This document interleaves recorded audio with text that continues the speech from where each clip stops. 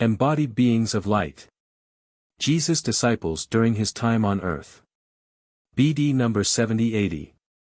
April 1, 1958, you, too, belong to those who, as my true disciples, shall proclaim the gospel of love in the last days, who gathered around me while I lived on earth and to whom I gave the promise that they will be permitted to serve me at the time of my return. Only when you hear these words will you understand the importance of the mission I assign to you. I can only use people who are enthusiastically committed to their work in their willingness to be of service and love for me. Such conscientiousness can no longer be found among people of this earth, thus I had to send you to earth, but I could not let you keep the recollection of your past activity. You must travel the earthly path like all other people, in awareness of your human weaknesses and struggling for a strong faith. However, my spirit can work through you. You are able to receive the truth from above and understand it, and therefore you can also spread it throughout the world, as was your task in the past. I am giving you this hint of your origin because you shall realize from this that you will only administer that office for a short time which you also administer in the spiritual kingdom, and that this office is an extremely significant one, for what I previously started, to pave the path back into the Father's house. You shall once again firmly impress upon people and also show them the way before the end arrives, before a period of a completely new order follows. You have always been willing to inform people of me and my act of salvation on my behalf. But during the last days before the end, it is particularly necessary for people to remember me, for I alone am their salvation, I alone can pull them back from the abyss that they are approaching in their blindness.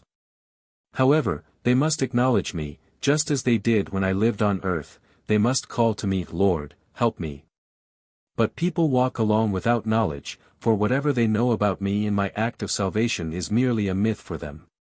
For this reason, you must proclaim me in the world with utter conviction. And since you, as human beings, are no different, even though you have come from the kingdom of light, you must first receive through my spirit the true knowledge about me and my act of salvation so that you will be able to stand up for me with conviction. Your soul allows for the working of the Spirit in you, a process which is only rarely demonstrated by present-day people and who therefore also find it difficult to believe in. And because your task is so important, I have educated you again as in the past. Your human nature had to accept heavenly wisdom first in order to be subsequently able to preach among humanity again, as you did in the past. In those days the number of my disciples was large, and many offered themselves to take this path across earth in the last days before the end in view of the immense spiritual adversity which urgently requires help. But every light soul on earth also had to voluntarily acquire the degree of love again which allows for the working of the Spirit.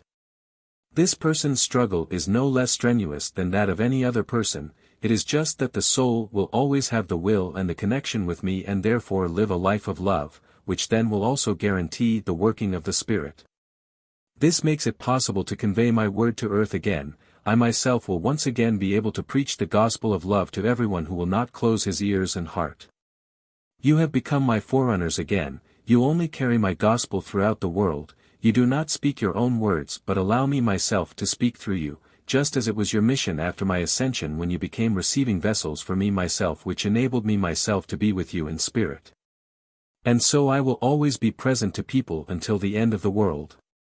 For without me no one will attain beatitude, without me the path into the Father's house cannot be found, without me humanity will live in guilt and sin and you will take the downward path.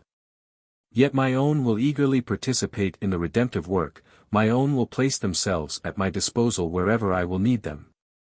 And all those of you who want to serve me belong to my own and will indeed be able to accomplish your work successfully, for you will only ever work on my behalf, and if the Lord assigns an office to you, he will also give you the strength to administer it. He himself will be with you with his strength and his blessing and, once your mission is over, will fetch you again into his kingdom. Amen.